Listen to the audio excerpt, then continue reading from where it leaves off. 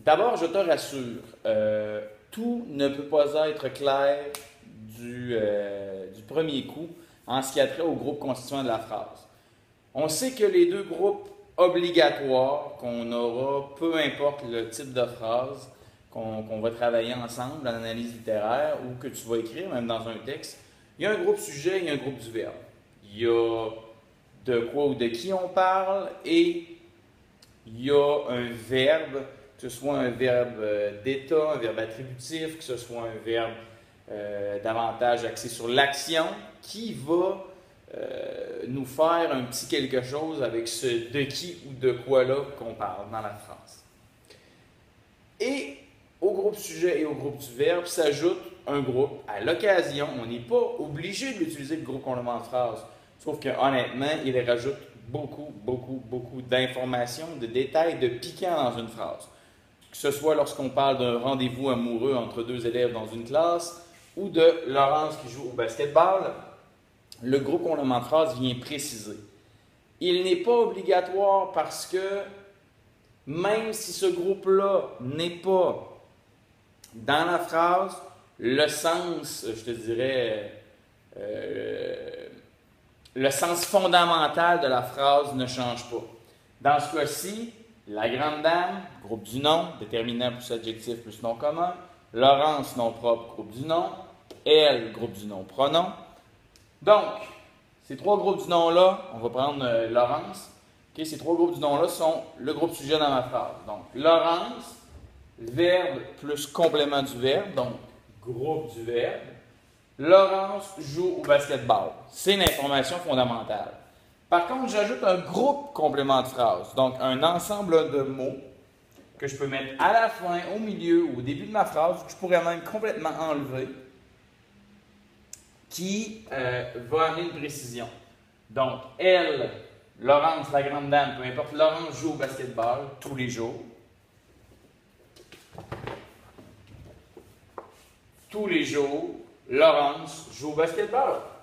Laurence, virgule, tous les jours, virgule, joue au basketball.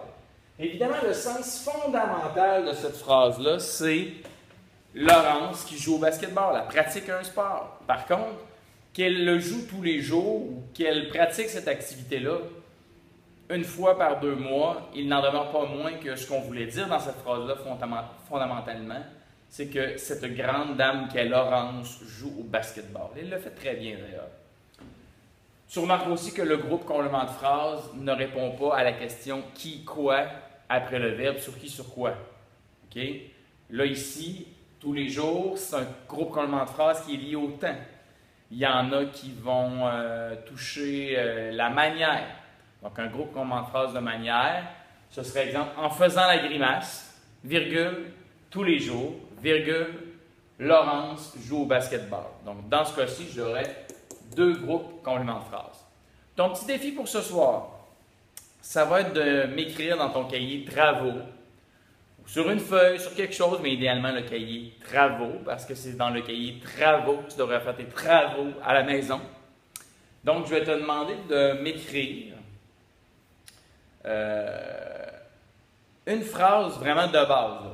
Petit groupe sujet, petit groupe du verbe, et tu vas essayer de m'enrober ça avec des groupes compléments de phrases pour que ta petite phrase de base que tu avais faite de quelques mots devienne quelque chose de beaucoup plus riche, beaucoup plus précis.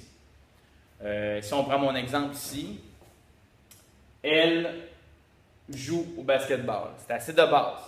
J'ai ajouté tous les jours. Tout à l'heure, j'ai dit, on aurait pu ajouter en faisant la grimace.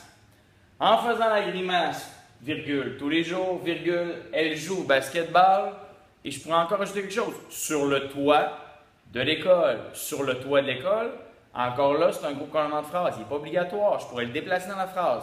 Donc, avec 3 groupes compléments de phrase, une toute petite phrase qui était « elle joue au basketball », 4 mots, devient une phrase de 12-15 mots. Donc, ce soir, je te demande de partir avec une toute petite phrase et de m'enrober ça, de me mettre ce que tu considères ou ce que tu sais être des groupes compléments de phrases. T'en mets 1, t'en mets 2, t'en mets 3, t'en mets 4, t'en mets 5, t'en mets 6.